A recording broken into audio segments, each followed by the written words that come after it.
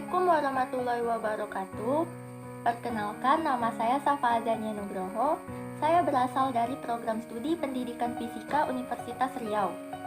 Di video ini, saya akan melakukan eksperimen mengenai pengukuran dimensi dan massa jenis. Sebelum kita melakukan eksperimen mengukur dimensi dan massa jenis, saya akan menjelaskan sedikit mengenai apa itu pengukuran dimensi dan massa jenis. Mengukur adalah membandingkan parameter pada objek yang diukur terhadap besaran yang telah distandarkan. Pengukuran merupakan suatu usaha untuk mendapatkan informasi deskriptif kuantitatif dari variabel-variabel fisika dan kimia suatu zat atau benda yang diukur. Suatu pengukuran selalu terdapat ketidakpastian yang disebabkan oleh beberapa faktor, antara lain, yang pertama, adanya nilai skala terkecil atau NST. Yang kedua, ketidakpastian acak, dan yang ketiga adalah keterbatasan pengamat.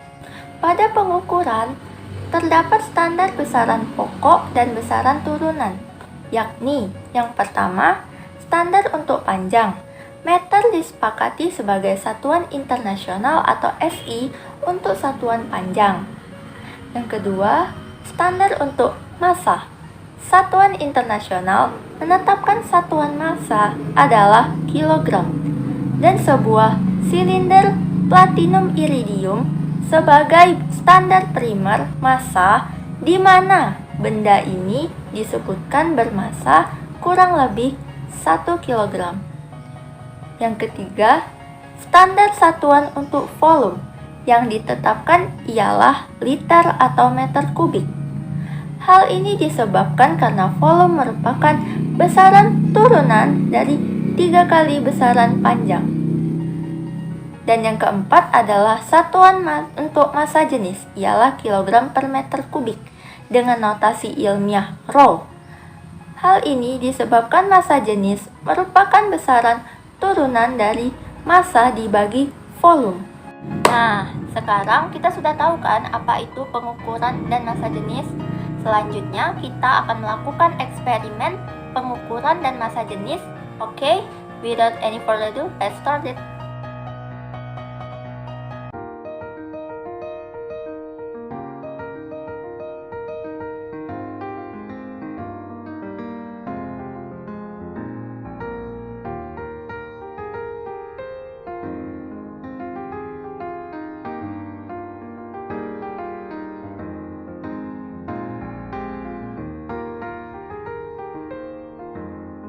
Pertama, kita ukur panjang batang. Di sini saya menggunakan batang kayu. Kita ukur menggunakan mistar. Terlihat bahwa hasil pengukuran adalah kurang lebih 35,1 cm. Pengukuran batang diukur sebanyak 4 kali menggunakan mistar. Lalu kita ukur panjang batang menggunakan jengkal tangan. Terlihat bahwa hasil pengukuran sekitar 2 jengkal dan pengukuran diulang sebanyak 4 kali. Eksperimen selanjutnya kita ukur massa batu menggunakan timbangan digital. Pengukuran dilakukan sebanyak 4 kali dan hasilnya dicatat pada tabel. Terlihat bahwa massa batu kurang lebih 69 gram. Selanjutnya kita ukur massa balok menggunakan timbangan digital. Terlihat bahwa massa balok adalah 13 gram dan pengukuran diulangi sebanyak 4 kali. Lalu kita mengukur volume balok. Dengan menggunakan mistar, kita ukur panjang, lebar, dan tebal balok. Lalu hasilnya kita catat pada tabel. Selain itu, kita ukur sebanyak 4 kali untuk mendapat hasil akurat. Selanjutnya kita ukur volume benda tak beraturan. Saya menggunakan batu dengan metode gelas ukur. kita masukkan tumpahan air setelah batu dimasukkan ke dalam gelas ukur dan kita ukur hasilnya.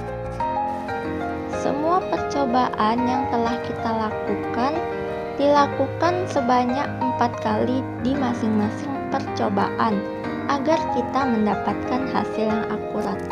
Lalu kita catat hasilnya pada tabel.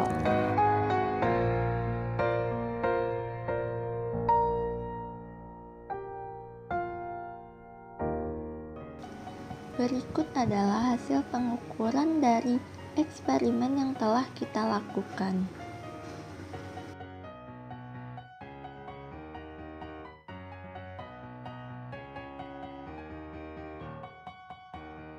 Nah, dari eksperimen yang telah saya lakukan di rumah tadi, dapat saya simpulkan bahwa dengan mengukur menggunakan alat-alat yang berbeda, pastinya akan didapat pula hasil yang berbeda, tergantung alat ukur yang kita gunakan.